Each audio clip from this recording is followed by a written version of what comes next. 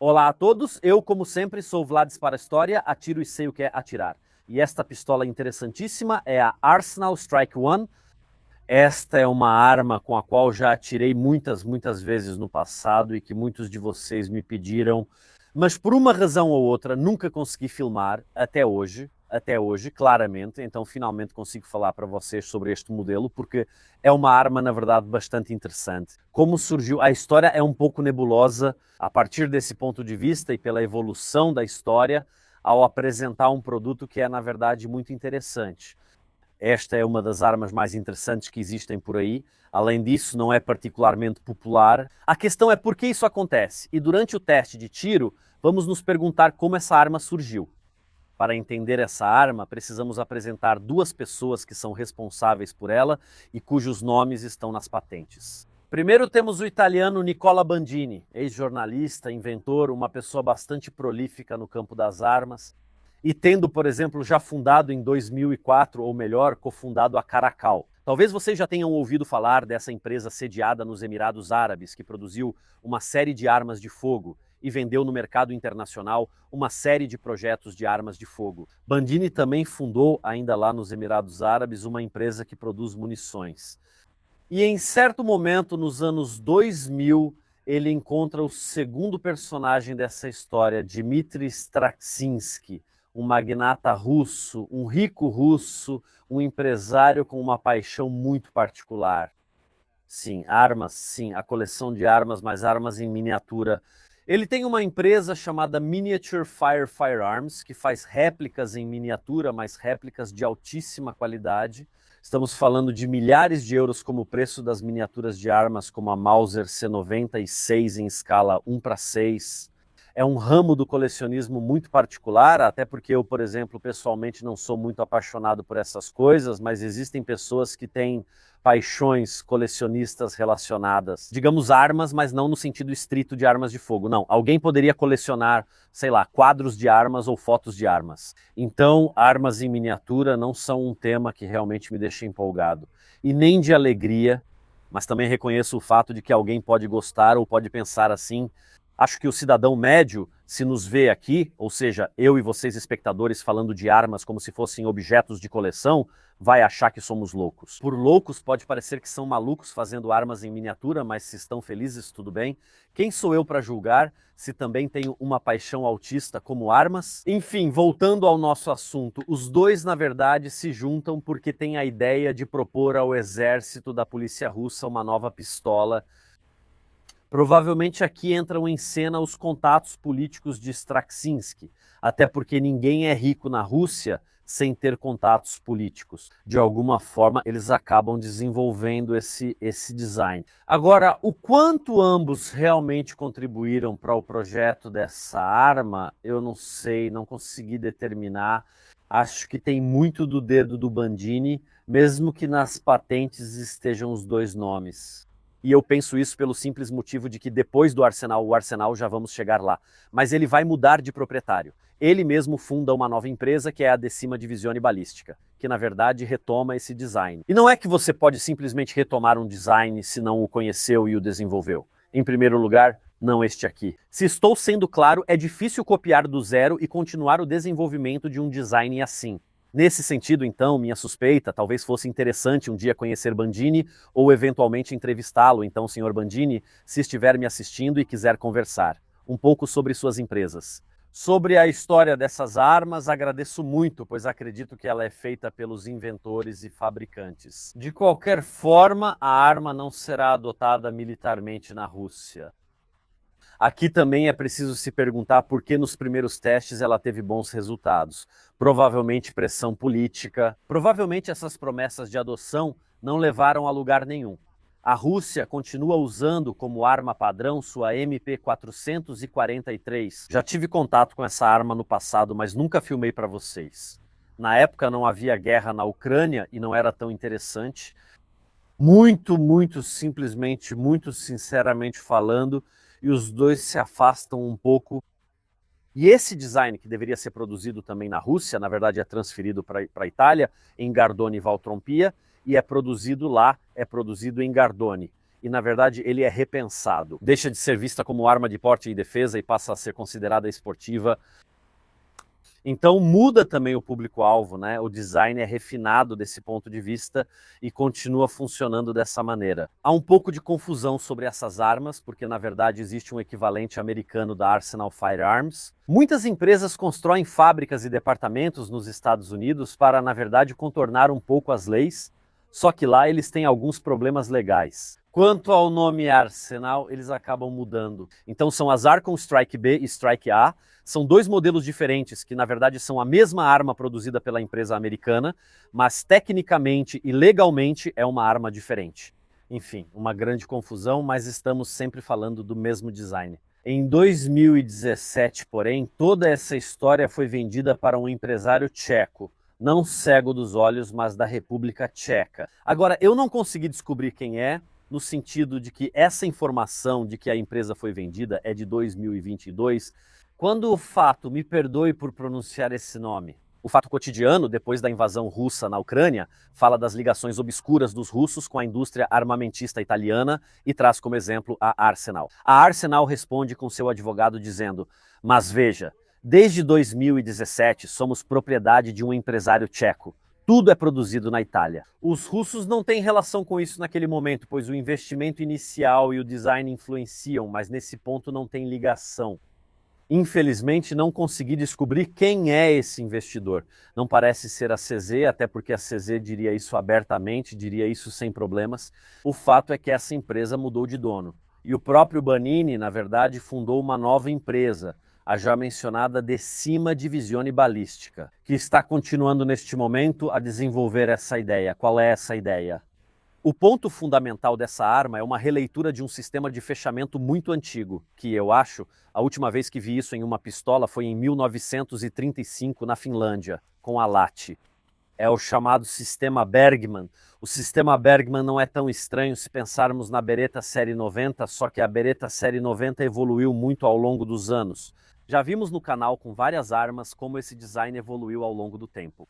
Mas tudo parte da ideia de que, tendo uma arma de recuo curto, ou seja, com o cano que se move junto com o ferrolho por um curto percurso antes de se desacoplar, a esse sistema foi adicionado um bloco de travamento que geralmente pode se mover na vertical. Pensem na Beretta, que tem esse bloco oscilante, onde ele faz esse movimento vertical de destravamento e travamento.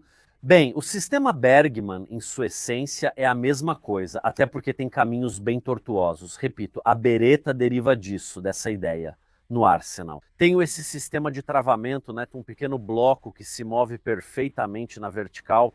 Isso me permite fazer algo muito interessante. Quando vou atirar, seguro a arma de fogo, as pistolas. Por necessidade de construção, elas vão ter quase todas. Exclusivamente o cano acima do eixo da minha mão. Agora, se eu levantasse o cano em relação ao eixo da minha mão, no momento em que eu fosse atirar, então há uma força, um recuo. Quanto maior a distância do cano até minha mão, mais torção e alavanca tenho. Então, idealmente, os projetistas de armas de fogo querem manter o cano o mais baixo possível. Agora, um cano baixo não é indispensável, mas ajuda. Algumas armas, mesmo com cano alto, são conhecidas por dispararem e se comportarem muito bem. A SIG 226 tem o cano altíssimo, e mesmo assim vocês não podem dizer que é uma pistola ruim. Absolutamente não. Mas pode haver uma vantagem, pode haver uma margem de vantagem. Principalmente em um ambiente esportivo, onde centésimos de segundo contam para vencer. E às vezes um centésimo de segundo na recuperação faz diferença. Em disparos rápidos, essa elevação do cano pode significar vitória na competição. É por isso que talvez nas armas de porte a gente não se importa tanto com a altura do eixo do cano, mesmo que claramente não possa ser exagerada. Mas nas armas esportivas a gente foca um pouco mais nesse aspecto. E esse sistema te permite ter o cano bem baixo, porque é um elemento muito pequeno que ocupa realmente pouco espaço. Já em um elemento que oscila, então se move nessa direção, eu preciso ter espaço na arma para todo esse movimento. Se eu tenho um cano oscilante, como nos sistemas Browning, eu preciso ter espaço para esse cano. Para se mover totalmente para baixo e depois voltar totalmente para cima, eu tenho um espaço morto, entre aspas, ao redor do cano. Dessa forma, em teoria, com esse pequeno bloco que faz um curso muito curto, eu posso manter tudo mais baixo. Vamos fazer assim. Vamos mover a câmera, ver de perto como ela é feita e testá-la, porque se eu explicar assim vocês não vão entender. Vocês vão me perdoar, como sempre. Se ouvirem algum barulho do ventilador, me perdoem, mas está fazendo 38 graus dentro do stand onde estamos filmando. Eu sou um homem do norte e não sou exatamente amigo do calor. Então vamos dar uma olhada de perto nas características da arma. Antes de tudo, como sabemos, ela é feita pela Arsenal Firearms. Simplesmente está escrito aqui Arsenal Firearms. Espero que dê para ver bem. Também temos aqui no cabo a informação de que foi feita na Itália, caso houvesse dúvida. Todas essas pistolas são fabricadas na Itália. Qual é o modelo dela? Strike One, como sempre, para exportação para a América, tem aquele velho aviso: Warning, dispara sem carregador, pois não possui trava de segurança do carregador, permitindo o disparo mesmo sem o carregador inserido. Outro aviso muito importante para evitar possíveis problemas legais é ler o manual. Esse é um conselho que eu sempre dou para todos, tanto nos vídeos quanto para quem vem me encontrar no Tirasferino de Legnano e me pede dicas sobre como usar melhor suas armas. Eu sempre enfatizo muito: leiam os manuais, porque muitas vezes eles contêm informações sobre o uso e a manutenção da sua arma que vocês podem não ter e que podem, na verdade, ser muito importantes. Vamos ver um pouco mais de perto as características mecânicas da arma e seus controles. Os controles, na verdade, são extremamente simples. A arma, na verdade, não possui travas manuais. Temos apenas claramente um gatilho que, surpresa, se for pressionado, liberará o percussor lançado para disparar. Depois temos uma alavanca, um botão, desculpe, para liberar o carregador. Aqui estão os carregadores, o botão que pode ser colocado do outro lado para quem é canhoto. E temos também, do lado esquerdo da arma, uma alavanca de trava do ferrolho, que, como o nome sugere, serve justamente para travar o ferrolho aberto. Seja quando as balas acabam e o carregador está vazio, ou manualmente para preparar a arma para o uso, inspecioná-la, resolver alguns acionamentos, etc. Temos também este pino que em breve vamos remover para desmontar a arma e apreciar seu sistema de funcionamento. Os órgãos de mira estão nestas encaixes, tipo rabo de andorinha aqui, neste caso específico. Mas essas coisas, obviamente, podem mudar um pouco. Temos uma fibra óptica na frente e uma alça de mira, desculpe, que posso descrever como uma pirâmide, um tronco de pirâmide atrás, com dois pontinhos brancos que deveriam nos ajudar um pouco na aquisição. Um último comando, ou melhor, sinalizador, vamos chamar como quisermos, é o percussor que aparece aqui atrás quando a arma está armada. De fato, se eu apertar o gatilho, como vocês podem ver, ele volta para dentro e me avisa que o sistema de disparo não está pronto para uso. Como fazemos para desmontar a arma? Precisamos empurrar este pino, que na verdade serve para segurar o bloco de trancamento. Por fora parece um pouco com o sistema Browning, mas quando desmontarmos por dentro veremos que não é. Podemos puxá-lo para fora. E neste momento, uma vez que ele foi retirado, aqui está, simplesmente a armação é separada do cano e do ferrolho. Vamos deixar a armação de lado por um momento para continuar desmontando. Aqui neste sistema retiramos a mola recuperadora, que é uma bela unidade contida aqui sozinha. E assim podemos remover o bloco de travamento propriamente dito e então podemos retirar o cano da arma. Como funciona esse sistema? Vocês veem que o bloco de travamento apresenta uma came diagonal que é atravessada por este pino, que na arma é claramente fixo. Então, no momento em que o cano e o ferrolho recuam juntos, essa peça é forçada a descer e subir, movendo-se assim na vertical, subindo e descendo. Pode-se inserir ao contrário nesta superfície de fechamento no ferrolho. Vocês veem que no ferrolho da arma há dois ressaltos de travamento, duas superfícies onde o ferrolho e o bloco podem se encaixar. Pensem exatamente nisso, só que de cabeça para baixo, literalmente. A Beretta Série 90. Até mesmo a Beretta Série 90 tem dois entalhes nos lados do ferrolho, exatamente onde o bloco de travamento se encaixa. É claro que a Beretta é montada de forma diferente. E ao invés de se mover na vertical perfeito, ela oscila na verdade, então se move nessa direção em vez de linearmente. mas o funcionamento é absolutamente análogo.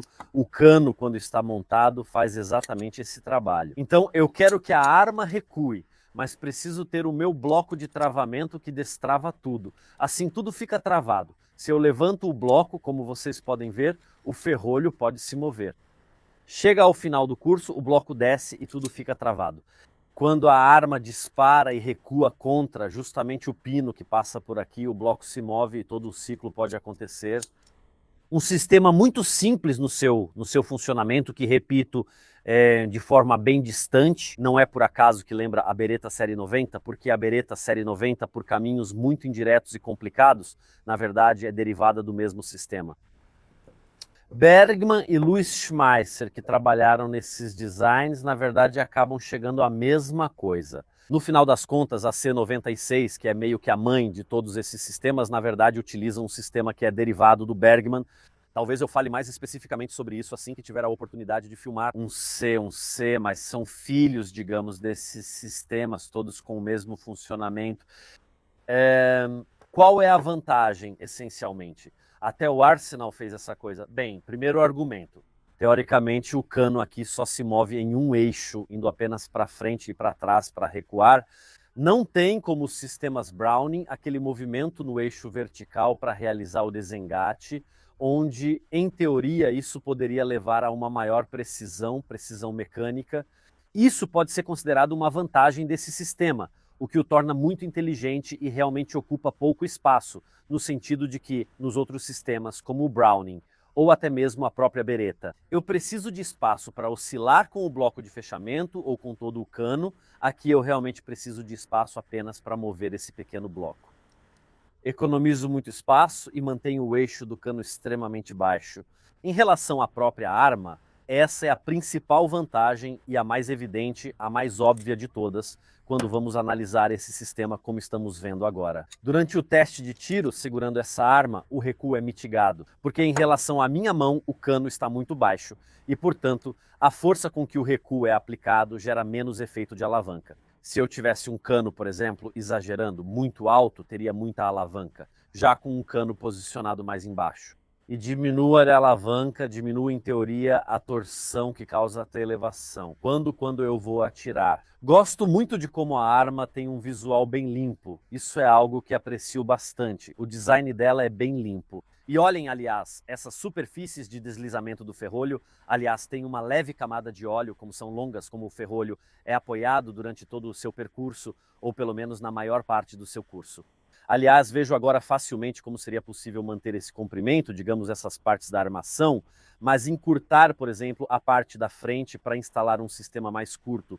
É um sistema que, portanto, pode ser adaptado com bastante facilidade a um cano mais curto. Seria interessante ver uma versão para porte. Vamos fazer o seguinte, vamos montá-la de novo, não tem muito mais para mostrar para vocês. Se eu apenas colocasse também a mola recuperadora no lugar, seria ainda melhor, porque assim a arma funcionaria. Eu coloquei ao contrário, deixa eu ver. Acho que eu tinha colocado certo. Então, desculpem, aqui estamos. Na verdade, eu tinha colocado. Assim podemos encaixar a arma nos trilhos dela e podemos simplesmente fechar, puxando levemente o ferrolho e o nosso bloco. Linda, vamos testá-la e aqui estamos então nas linhas de tiro, finalmente para testar nossa Arsenal Strike One. Como sempre, inserimos o carregador, colocamos o primeiro cartucho na câmara, vamos ver como ela atira.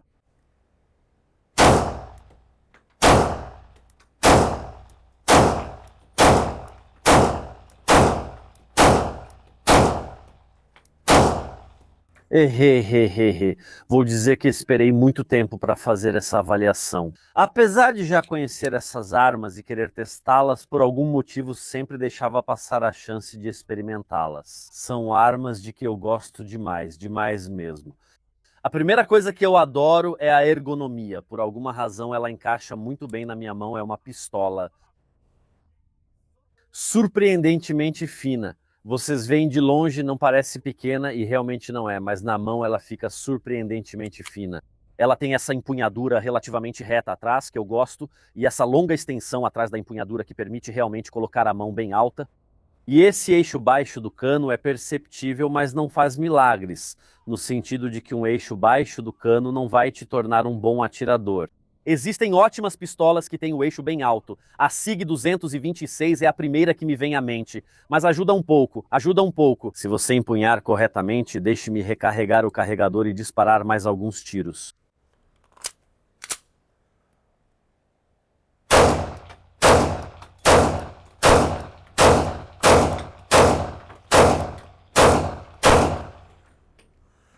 É uma pistola com uma ergonomia realmente bem pensada, se comporta muito, muito bem. Eu gosto, por exemplo, também do fato de ela ter uma corrediça bem quadrada. Agora, isso é uma preferência pessoal minha, mas é fácil de segurar e de manipular. Uma coisa que, por exemplo, eu critico em outros sistemas, como os da Tanfoglio e o ICZ, é que é um pouco difícil de segurar essa corrediça, enquanto neste caso, é muito fácil, muito bom. Uma pequena observação, talvez entre aspas, de demérito, é que, por incrível que pareça, essa forma te esconde bastante do alvo, no sentido de que as miras metálicas claramente cobrem uma parte do alvo quando você vai olhar, bem, ter esses ângulos altos, entre aspas. Vou tentar colocar uma imagem ou um vídeo por trás da arma para vocês entenderem, eles cobrem bastante. Tenho a impressão ou sensação de que ela faz isso mais do que outras armas, talvez as mais afiladas na parte superior. Mas no que diz respeito à sua manipulação, ela realmente oferece uma pegada firme e muito intuitiva, mesmo com técnicas mais modernas como o Power Stroke. Vamos recarregar e tentar de novo.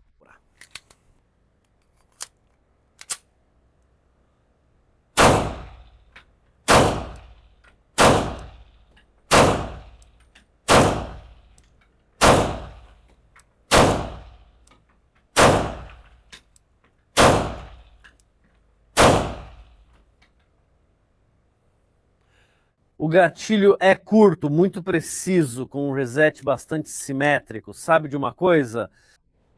Às vezes acho difícil encontrar defeitos nessa arma. E aliás, me pergunto neste momento por que ela não faz mais sucesso. Quer dizer, esse design me intrigava há anos. E quem viu minhas antigas transmissões ao vivo sabe que eu sempre o mencionava como uma pistola muito interessante. Fica a pergunta de por que ela não fez tanto sucesso assim. Não que seja uma arma fracassada e que ninguém use, mas é como encontrar um bom produto que poucas pessoas tentam comprar. Pode ser uma combinação de fatores, como o mercado de acessórios e peças mais presente que em outras empresas. Se vocês comprarem marcas como Vlocus ou Viloco.cz, encontrarão bem mais coldres, acessórios e peças de reposição. É uma pena, talvez seja outra questão. Outra coisa que me vem à mente é que provavelmente é puramente uma questão de marketing, nesse sentido. Essas armas, que na verdade surgem, como vimos, com uma ideia de defesa, depois são vendidas como pistolas esportivas. Na minha opinião, elas têm um pouco de dificuldade para encontrar o seu espaço. Desse ponto de vista. Até mesmo a Decima Divisione Balística, como falamos, evolução. Na verdade, desse design, elas também são pistolas esportivas de alto padrão. E na minha opinião é uma pena, porque eu ficaria muito curioso para ver como a empresa interpretaria essa arma como uma arma de porte. Na faixa de preço dos 700 a 800 euros, na minha opinião, teria muito potencial porque foi criada com esse propósito. E um pouquinho, entre aspas, dá para sentir. É uma pistola sem muitos enfeites espalhados, com as alavancas relativamente pequenas, como geralmente são as armas de combate. Seria interessante. Eu ficaria muito curioso para ver se seria possível fazer, por exemplo, uma adaptação compacta, menor nas dimensões, com o carregador de 15 tiros com o cano mais curto para explorar essa dimensão. Ou não me lembro. De imediato talvez já exista, mas eu ficaria curioso neste ponto de testá-la, porque na minha opinião é uma pistola que realmente merece muito destaque.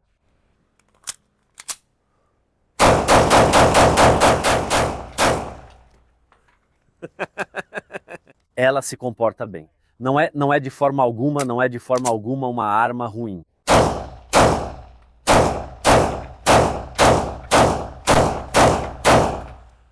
Eu estou bastante entusiasmado, vou dizer para vocês, eu estou bastante entusiasmado. Repito, um pouco surpreso pelo fato de que não seja um pouco mais popular, mas com certeza ainda não encontrei até hoje pessoas que a tenham comprado e tenham reclamado muito dela. São armas que funcionam com certeza bem. Nesse ponto, me digam se vocês querem que eu explore. Outros modelos fizeram versões posteriores, com a armação mais pesada, não em polímero, em metal, ou até mesmo agora. Estou muito curioso sobre a Rapax da 10ª Divisione Balística, que é literalmente a evolução desse design. Comentem se vocês têm essas pistolas e o que acham delas. Enquanto isso, obrigado a todos por assistirem a este vídeo. Como sempre, lembrem-se de que esses vídeos são feitos por vocês. Hoje, como o dono desta arma que veio aqui ao stand de tiro de Lendiano para me deixar experimentar, sem a contribuição de pessoas que me escrevem e dizem: Vlad, você quer experimentar essas armas? Meu canal seria inviável, então se vocês tiverem peças interessantes, me escrevam, me avisem, talvez consigamos organizar alguma coisa. Se quiserem contribuir com o canal, considerem também deixar um like, um comentário e, se ainda não fizeram, se inscrever, é completamente gratuito. Para mim, como criador de conteúdo, isso ajuda muito mesmo. Por hoje é só da minha parte e nós, como sempre, nos vemos na próxima.